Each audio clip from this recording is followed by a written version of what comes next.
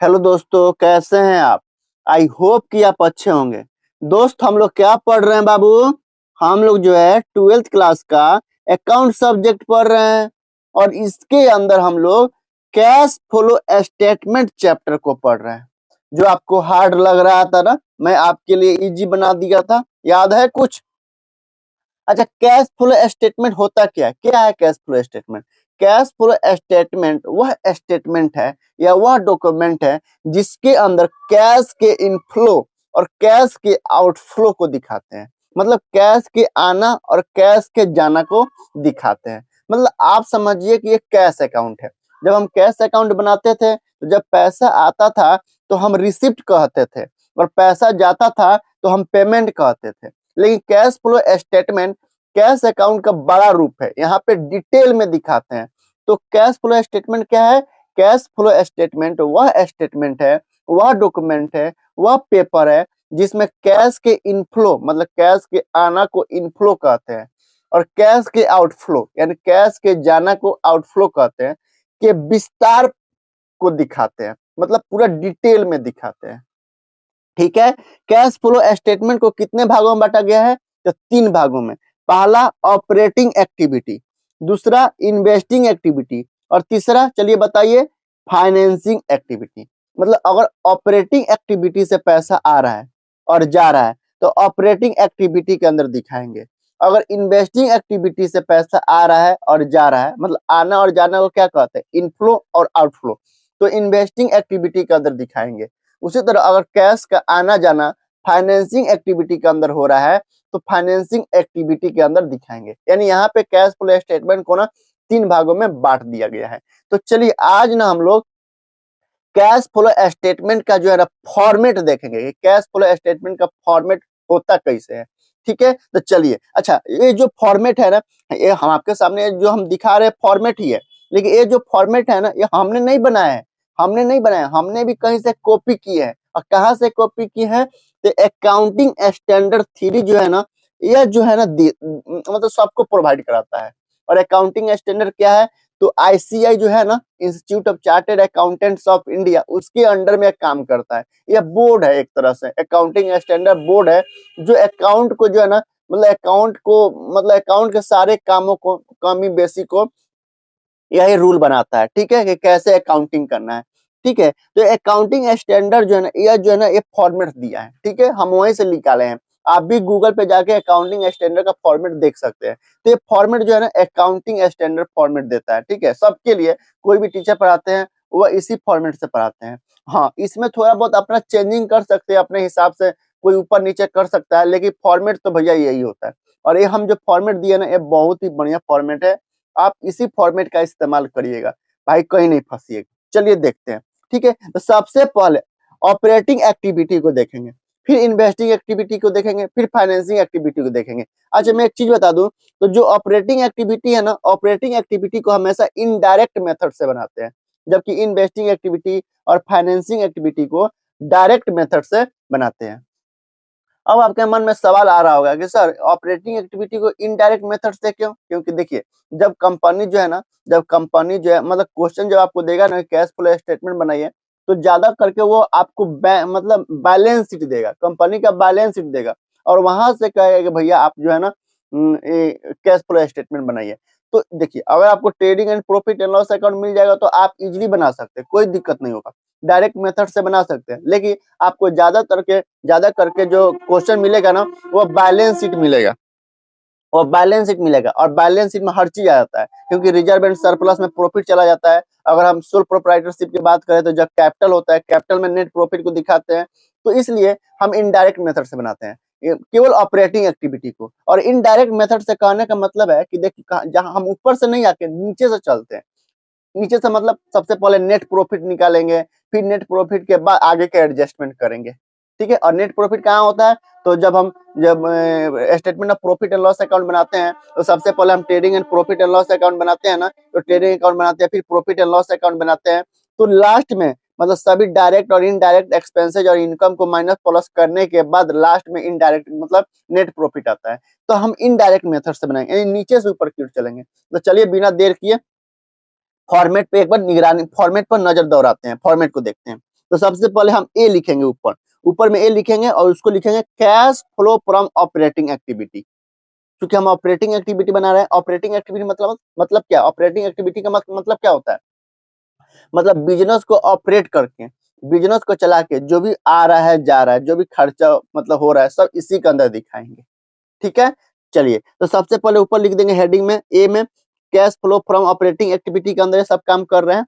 और नीचे लिखेंगे, उसके जस्ट नीचे थोड़ा सा लाइन छोड़ के हम क्या लिखेंगे, net profit before tax and extra ordinary item. और ये निकाला जाता है वर्किंग नोट एक में, मतलब आगे जाके वर्किंग नोट बनाएंगे, वर्किंग नंबर वर्किंग नोट एक देंगे और उसके अंदर ये निकालेंगे, कैलकुलेशन करेंगे कि नेट प्रॉफिट निकालिए, कह रहे net profit before tax and extra ordinary item को यहाँ लिखेंगे। अच्छा, नेट प्रॉफिट यहाँ कह रहा है बिफोर टैक्स, यानी टैक्स से पहले, और एक्स्ट्रा ऑर्डिनरी आइटम से पहले वाला नेट प्रॉफिट लेंगे। और कैसे निकालेंगे हम थोड़ी देर में देखेंगे। ठीक है, फिर उसमें ऐड करेंगे, जब net profit before tax and extra ordinary item जब निकल जाएगा ना, तो उसमें हम ऐड बैक करेंगे क्या, तो non operating and non cash expenses को। अच्छा, ऐड करने का पीछे रीजन है, जब हम नेट प्रॉफिट निकालते हैं तो उसमें जो नॉन ऑपरेटिंग होता है, एक होता है ऑपरेटिंग एक्सपेंसेस, एक होता है non operating expenses. Operating expenses क्या हो गया, जैसे आप सैलरी दे रहे हैं, किसी को रेंट दे रहे हैं, इलेक्ट्रिसिटी बिल दे रहे हैं, ये सब क्या है, ऑपरेटिंग एक्सपेंसेस है भाई, मजदूरी दे रहे हैं, ये सब क्या है, ऑपरेटिंग एक्सपेंसेस है। क्योंकि आप बिजनेस करिएगा ना, तो ये तो खर्चा होने वाला है, होगा ही होगा, इसे कहते हैं ऑपरेटिंग एक्सपेंसेस। और नॉन ऑपरेटिंग एक्सपेंसेस क्या हो गया, तो loss on sale of asset, अगर आप एसेट बेच रहे हैं और उस पर लॉस हो गया तो क्या है, नॉन ऑपरेटिंग है।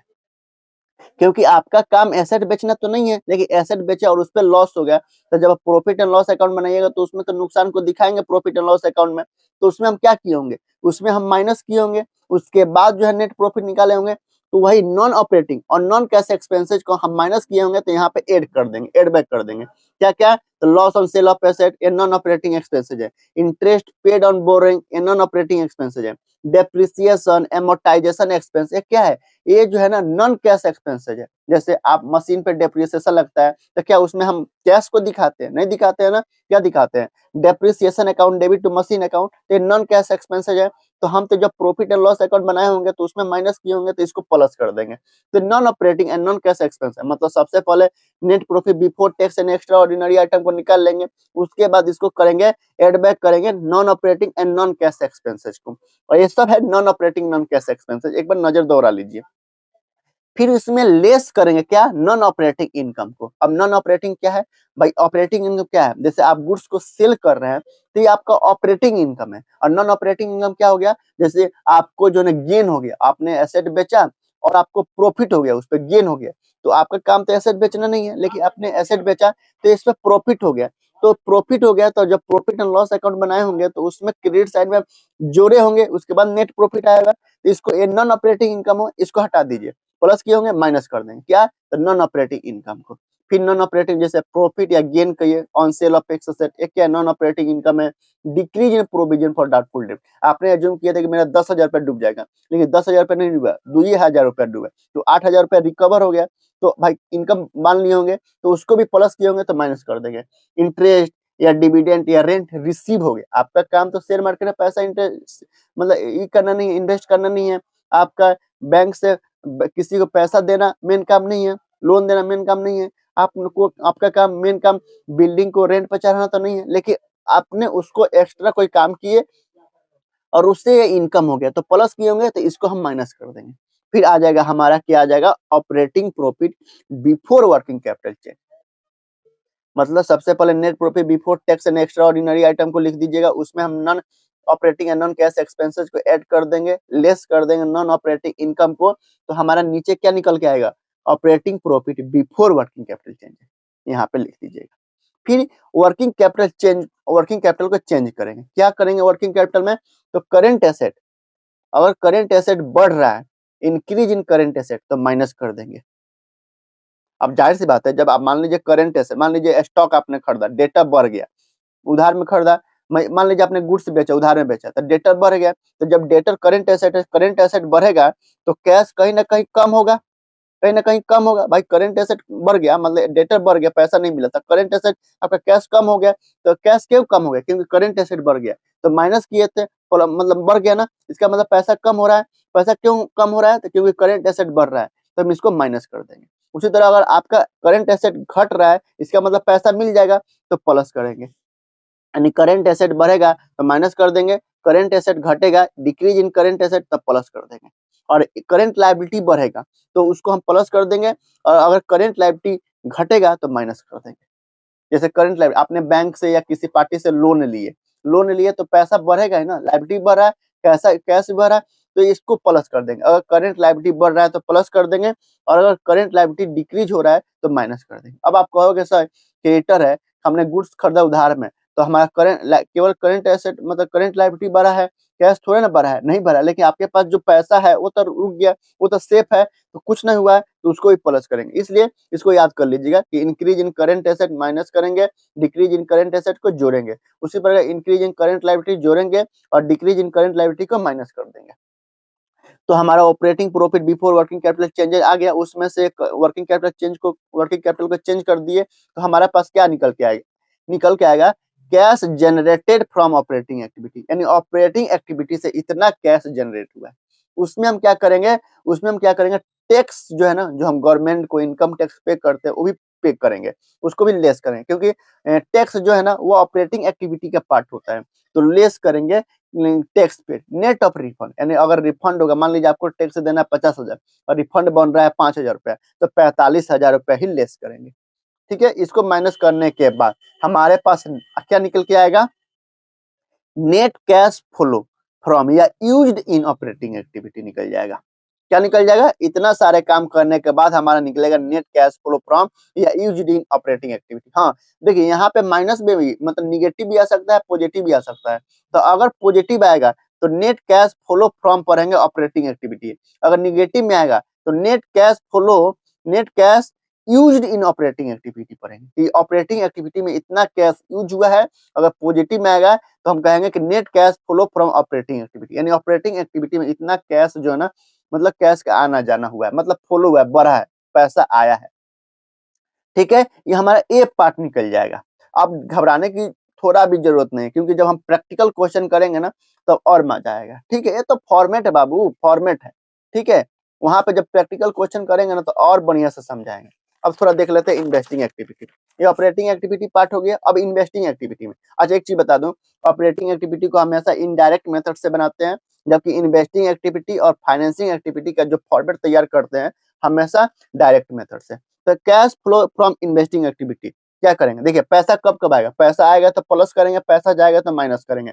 पैसा कब आएगा कि सेल ऑफ टेंजेबल एसेट, आपके पास टेंजेबल एसेट है, जैसे बिल्डिंग है, मशीन पड़ा है, आपके पास फर्नीचर है, तो आपका मेन काम नहीं है, लेकिन आपने कभी ना कभी तो खरीदे होंगे, यानी पैसा इन्वेस्ट किए होंगे, जब खरीदे होंगे तब तक पैसा इन्वेस्ट किए होंगे, पैसा गया होगा तो माइनस किए होंगे। आज जो आप वो पुराना हो गया, आप उसको बेच रहे हैं, तो बेच रहे हैं तो पैसा आ रहा है, तो जब आप उसको इन्वेस्टमेंट के अंदर दिखाए थे तो माइनस किए थे, अब पैसा आ रहा है तो इन्वेस्टमेंट के अंदर ही दिखाएंगे। तो सेल ऑफ टेंजेबल एसेट, अगर आप टेंजेबल एसेट को बेच रहे हैं तो प्लस करेंगे। सेल ऑफ इनटेंजेबल एसेट जैसे goodwill, patent, copyright, sale of non current investment को बेच रहे हैं तो हम प्लस करेंगे। रिकवरी ऑफ लोन एडवांस, यदि आपने किसी को लोन दिए और वो रिकवर हो रहा है तो उसको भी पैसा आ रहा है, इन्वेस्टिंग एक्टिविटी के अंदर दिखाएंगे और प्लस करेंगे।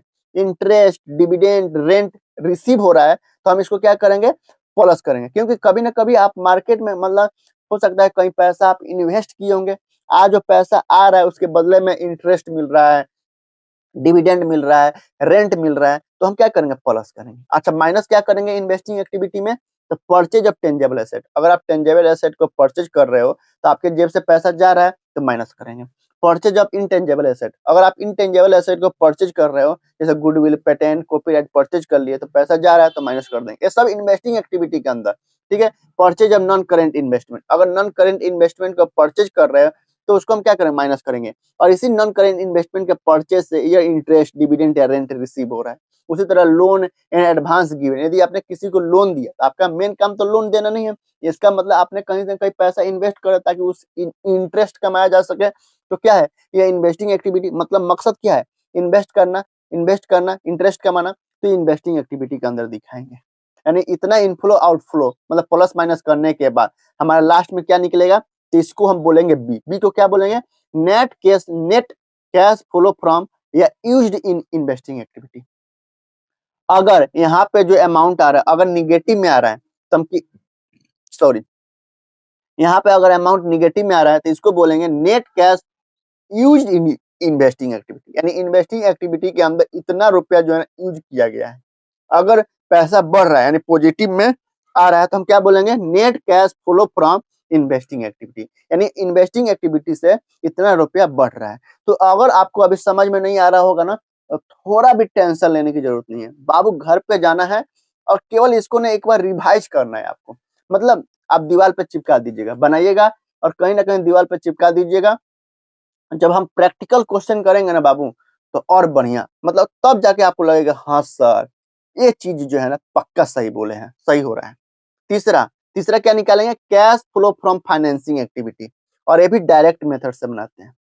तो क्या अगर हम फाइनेंसिंग एक्टिविटी से पैसा कब आएगा, मान लीजिए कंपनी अगर शेयर इशू करता है तो बदले में पैसा आता है, तो कंपनी का मेन काम तो शेयर इशू करना नहीं है ना। मेन उसका मान लीजिए कंपनी अगर चिप्स बनाती है, कोल्ड ड्रिंक बनाती है, तो उसका मेन काम चिप्स बनाने का है, कोल्ड ड्रिंक बनाने का है, लेकिन पैसा पाने के लिए वो शेयर इशू कर रहा है, तो फाइनेंसिंग एक्टिविटी के अंदर दिखाएंगे। अगर उसी तरह बैंक से पैसा ले लिया लोन के रूप में, डिबेंचर इशू करके पैसा ले लिया, तो उसका मेन काम नहीं है, लेकिन पैसा पाने के लिए सब काम कर रहा है, तो वो फाइनेंसिंग एक्टिविटी के अंदर दिखाते हैं। तो फाइनेंसिंग एक्टिविटी के अंदर पैसा कब कब आएगा, proceed from issue of share, अगर इशू ऑफ शेयर प्रोसीड करता है, इशू करता है, तब पैसा आएगा, प्लस करेंगे। Proceed from issue of debenture, income in bank, increase in bank overdraft and cash credit, यानी अगर बैंक ओवरड्राफ्ट क्या होता है, मतलब अगर बैंक से पैसा ले लिया, कैश क्रेडिट करवा लिया, बैंक से अगर लोन लेता है तभी पैसा बढ़ेगा, और इसको हम क्या करेंगे फाइनेंसिंग एक्टिविटी के अंदर दिखाते हैं। अच्छा पैसा कब कब जाएगा उसको माइनस करेंगे, कब कब, decrease in bank OD cash credit, अगर बैंक का पैसा चुकता कर रहा है तो पैसा जाएगा और फाइनेंसिंग एक्टिविटी के अंदर इसको माइनस करेंगे। उसी तरह पेमेंट ऑफ लोन, अगर लोन का पेमेंट कर रहा है तो भी हम क्या करेंगे फाइनेंसिंग एक्टिविटी के अंदर माइनस करेंगे, यानी नीचे वाले सब आइटम जो है माइनस करेंगे, काम होगा। तो क्या रिडम्पशन ऑफ प्रीफरेंस, अगर प्रीफरेंस का पैसा रिडीम कर रहे हैं यानी चुकता कर रहे हैं, डिबेंचर का पैसा रिडीम कर रहे हैं तो पैसा जा रहा है, तो फाइनेंसिंग एक्टिविटी के अंदर माइनस करेंगे। By back of equity share, equity share का अगर बाई बैक कर रहे हैं तो भी पैसा जा रहा है, तो भी हम फाइनेंसिंग एक्टिविटी के अंदर माइनस करेंगे। इंटरिम डिविडेंड पेड, अब इंटरिम डिविडेंड क्या होता है, प्रोपोज डिविडेंड क्या होता है, प्रोपोज डिविडेंड को फाइनल डिविडेंड भी बोलते हैं, हम कल वीडियो में देखेंगे। आज हम अगर आप डिविडेंड जो है पे कर रहे हो, अगर कंपनी डिविडेंड पे कर रही है चाहे वह इंटरिम डिविडेंड हो या प्रपोज डिविडेंड हो, उसको हमेशा फाइनेंसिंग एक्टिविटी के अंदर माइनस करेंगे। ठीक है, शेयर इशू एक्सपेंड, और शेयर इशू करने में कोई खर्चा हो रहा है, जैसे अंडर राइटर को दे रहे हो, कमीशन दे रहे हो किसी को, तो ये फाइनेंसिंग एक्टिविटी के अंदर माइनस करेंगे। इंटरेस्ट पेड ऑन बोरिंग या डिबेंचर, अगर आप डिबेंचर लिए हो और उस पर इंटरेस्ट, अगर कंपनी डिबेंचर लिया है या बैंक से लोन लिया है और उस पर इंटरेस्ट पे कर रहा है, तो फाइनेंसिंग एक्टिविटी के अंदर आएगा और हम क्या करेंगे माइनस करेंगे। यानी इतना कैश फ्लो फाइनेंसिंग एक्टिविटी के अंदर इतना प्लस माइनस करने के बाद हमारा क्या निकल के आएगा, तो नेट कैश फ्लो फ्रॉम या यूज्ड इन फाइनेंसिंग एक्टिविटी। अगर पॉजिटिव में आ रहा है, अगर cash flow from financing activity में प्लस माइनस करने के बाद अगर पॉजिटिव आ रहा है तो हम क्या पढ़ेंगे net cash flow from financing activity बोलेंगे। अगर पैसा निगेटिव में आ रहा है तो हम क्या पढ़ेंगे net cash used in financing activity. तो हमारा निकल गया, तीनों निकल गया, एक तो ऑपरेटिंग एक्टिविटी निकल गया, एक फाइनेंसिंग एक्टिविटी निकल गया, दूसरा इन्वेस्टिंग एक्टिविटी निकल गया। जब तीनों निकल गया ना तो यहाँ पे क्या करेंगे डी में नेट इंक्रीज या decrease in cash and cash equivalent, देखेंगे कि हमारा क्या मतलब ऑपरेटिंग एक्टिविटी, इन्वेस्टिंग एक्टिविटी और फाइनेंसिंग एक्टिविटी को जोड़ कर देखेंगे कि हमारा कैश एंड कैश इक्विवेलेंट्स जो है कितना इंक्रीज हो रहा है, और वहां पे लिख देंगे, यानी तीनों को जोड़ के वहां लिख देंगे। उसके बाद आपको क्वेश्चन में दिया होगा, देखिए हमेशा एक चीज मैं आपको बता दूं कि कंपनी जब भी अपना बैलेंस शीट बनाती है ना, यानी फाइनल अकाउंट बनाती है ना, तो हमेशा 2 साल के बनाती है, जबकि हम सोल प्रोप्राइटरशिप में जब फाइनल अकाउंट बनाते हैं ना तो 1 साल को उसमें दिखाते हैं, यानी हर साल बनाते हैं, हर साल दिखाते हैं, 1 साल का दिखाते हैं। लेकिन कंपनी के पास, कंपनी का क्या रूल है ना, कंपनी जब आप कंपनी में काम करोगे ना तो पता चलेगा, जब कंपनी अपना फाइनल अकाउंट बनाती है ना तो हमेशा 2 साल का रिपोर्ट तैयार करती है, यानी एक तो प्रीवियस ईयर का दिखाएगी, करंट ईयर का तो बनाएगी, प्रीवियस ईयर का भी दिखाती है। ठीक है, तो अब उसमें हम ऐड करेंगे नेट इंक्रीज या डिक्रीज, देख लेंगे कितना इंक्रीज या डिक्रीज हो रहा है कैश एंड कैश इक्विवेलेंट। ठीक है, एबीसी यानी ऑपरेटिंग एक्टिविटी, इन्वेस्टिंग एक्टिविटी और फाइनेंसिंग एक्टिविटी जोड़कर उसमें हम क्या करेंगे ऐड करेंगे cash and cash equivalents in the beginning of the year, जो आपको क्वेश्चन में दिया हुआ है, जो क्वेश्चन में दिया है ना, कैश एंड कैश बिगिनिंग, जो कैश दिया होगा आपको beginning cash, cash and cash equivalent, cash in hand, cash at bank, short term investment, short term deposit, marketable security, तो इसको जोड़ देंगे डी को, और इसको ई मान लीजिए, cash and cash equivalents in the beginning of the year, इसको ई मान लीजिए, तो दोनों को जोड़ेंगे तो हमारा जो है ना, अगर इसे एफ मान लीजिए, अगर क्लोजिंग होगा ना तो उसके बराबर हो जाएगा, cash and cash equivalents at the end of the year, उसके बराबर होगा।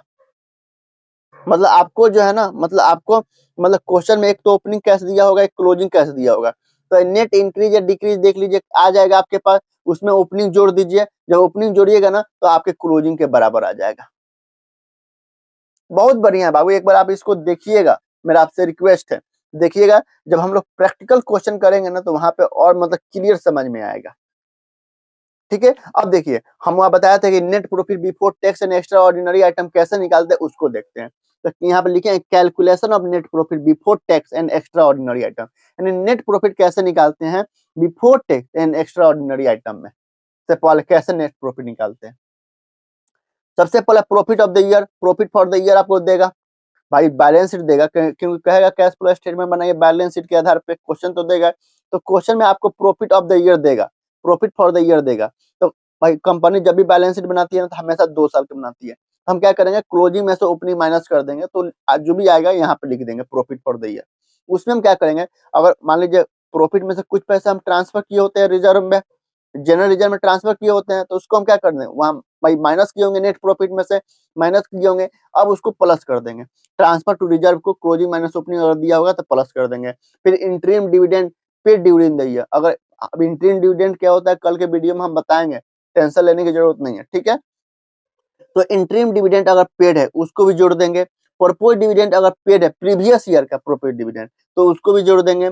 Provision for tax made during the year, अगर इस साल कितना टैक्स बन रहा है गवर्नमेंट को देने के लिए, अगर वो बन रहा है तो उसको भी जोड़ देंगे। एक्स्ट्रा ऑर्डिनरी एक्सपेंसेस कोई है, जैसे मान लीजिए अर्थक्वेक से लॉस हो गया, या भूकंप आ गया, आपदा आ गया, किसी तरह का कोई मतलब जो होना मतलब चोरी हो गई, आग लग गई, तो एक्स्ट्रा ऑर्डिनरी एक्सपेंसेस है, तो इसको भी जोड़ देंगे, क्योंकि माइनस किए होंगे भाई, net profit before tax and extra ordinary item निकालना है, मतलब ट्रेडिंग मतलब अब क्या कर, ट्रेडिंग अकाउंट है, ट्रेडिंग अकाउंट के बाद जो ग्रॉस प्रॉफिट आता है उसके बाद जितना भी इनडायरेक्ट एक्सपेंसेस होता है, जितना भी इनडायरेक्ट इनकम होता है, वो पहले से प्लस माइनस किए होते हैं, उसको प्लस माइनस नहीं करना है, प्लस माइनस नहीं करना है, उसको क्या करना है, नेट प्रॉफिट निकालना before tax and extra ordinary item.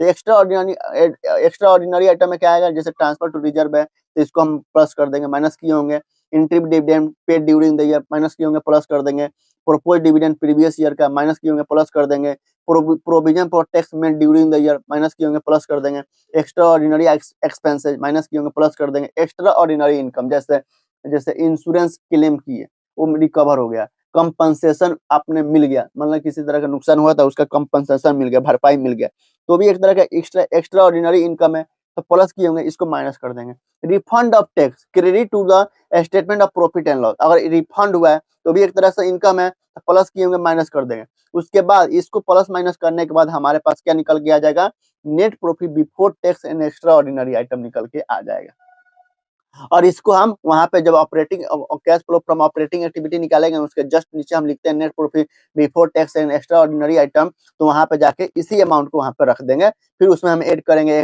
Non operating and non cash expenses को ऐड करेंगे, लेस करेंगे क्या, तो नॉन ऑपरेटिंग इनकम को, फिर हमारा निकल जाएगा cash flow, cash generated cash operating profit before working capital change है, फिर उसमें वर्किंग कैपिटल को चेंज करेंगे, फिर हमारा निकल जाएगा cash generated from operating activity, फिर उसमें से लेस करेंगे income tax paid, net of refund, तब हमारे निकल के आ जाएगा net cash flow from operating activity, net cash flow from या यूज्ड इन ऑपरेटिंग एक्टिविटी। ठीक है, इतना समझ में आया ना बाबू। ये जो है ना मैं आपको फॉर्मेट दिया हूँ, इसको फॉर्मेट को एक बार आपको मतलब अपने दिमाग से एक बार और घर पे जाइएगा, इसको कुछ नहीं करना है, अपने दिमाग पे एक बार जोड़ दीजिएगा, इसको देखिएगा, टेंशन लेने की जरूरत नहीं है, क्वेश्चन कराएंगे सभी डाउट जो है ना क्लियर हो जाएगा। ठीक है, चलिए एक चीज और मैं आपको दिखा दूं, हाँ इतना इतना ही था आज फॉर्मेट में, इतना ही था बाबू। कल हम लोग समझाएंगे, कल हम समझाएंगे कि इंटरिम डिविडेंड क्या होता है, प्रोपोज डिविडेंड क्या होता है, ये सब दिखाएंगे। तो मेरा आपसे एक बार फिर से रिक्वेस्ट है बाबू, ये फिर से रिक्वेस्ट है, ये जो है ना फॉर्मेट एक बार घर पे जाके एक बार जरूर देखिएगा बढ़िया से। ठीक है, कोई भारी नहीं है, कोई ज्यादा नहीं है, कोई भी ज्यादा नहीं, कोई हार्ड एंड फास्ट नहीं है, कोई हार्ड एंड रूल नहीं है, हार्ड रूल नहीं है, बस सिंपल है, घर पे जाके एक बार प्रैक्टिस करिएगा, मेरा आपसे यही कहना है। कल हम लोग इंटरिम डिविडेंड, प्रोपोज डिविडेंड क्या होता है सब बताएंगे, आज ही बता सकते हैं, लेकिन मोबाइल में जो है ज्यादा स्पेस नहीं है। देखिए अभी हो गया 25 मिनट का वीडियो, ठीक है, तो कल बताएंगे। आज के लिए इतना है, बाय, टाटा।